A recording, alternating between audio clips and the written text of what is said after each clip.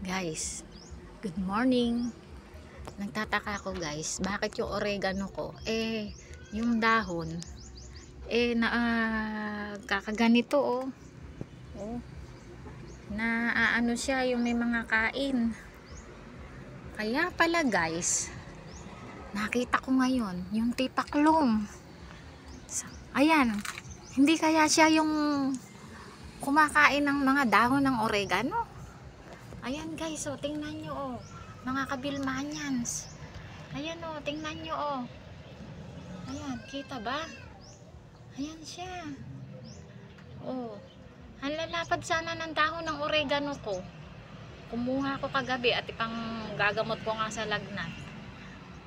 Ang lalaki ng dahon, may mga kain. Hindi kaya siya ang kumakain ng dahon ng oregano, guys.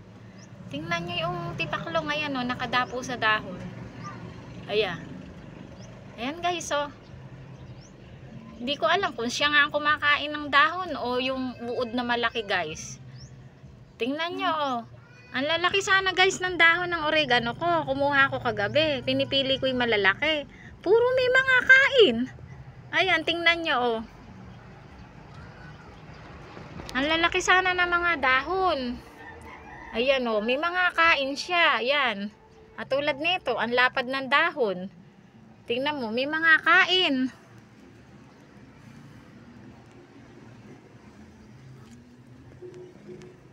Ayan Ayan po tingnan nyo Kinakain siguro. Kundi uod na malalaking kulay green. Baka ito nga, siya nga. Ayan Ayan guys, nakikita ba nyo yung tipaklong na green na malaki? Nakadapo sa dahon. Ayan. Hindi kaya siya yung kumakain ng dahon. Kasi dati nakabuhay na ako ng lemon. Naubos ba naman yung mga dahon? Ang natiray katawan. Ayan.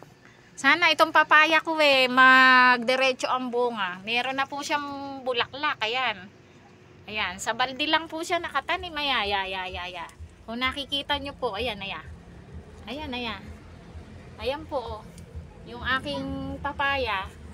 Sa balde lang po yan nakatanim. Ayan, pati po yung malunggay. Magkatabi po silang dalawa sa isang balde. Magkasosyo silang dalawa nakatanim. Ayan po Kaya po yung aking papaya, sana magtuloy ang bunga. May bulaklak na po malit lang na puno. Yeah. Yan po Pag po yan ay namunga, may pantinola na ako sa manok. Hindi na ako bibili ng sayote. Yan po. Yeah. Magkasosyo po silang dalawa sa isang balde. Papaya at saka malunggay. Nakatanim sila sa iisang balde. Magkahati po sila. Yeah. Magkasama po sila sa isang balde pala. Yan Yeah. Tumataas po pala ang oregano. Lagpas na po sa sampayan ko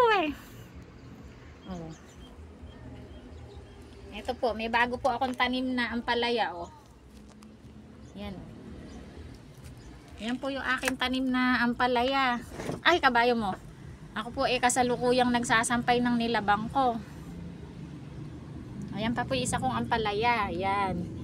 Yung po mga pinagbalatan ng saging, nilalagay ko po sa balde na may lupa. Saka po balat ng itlog. Para po maging pataba sa gulay ko. Sa mga tanim ko. Dati po nakaani na ako dito na ampalaya. Sana nga po magdiretso tong nabuhay kong na to na ampalaya Ayan pa po Pag po yan ay nagdiretso, meron na rin po akong mapipitas na may aanihin na rin po.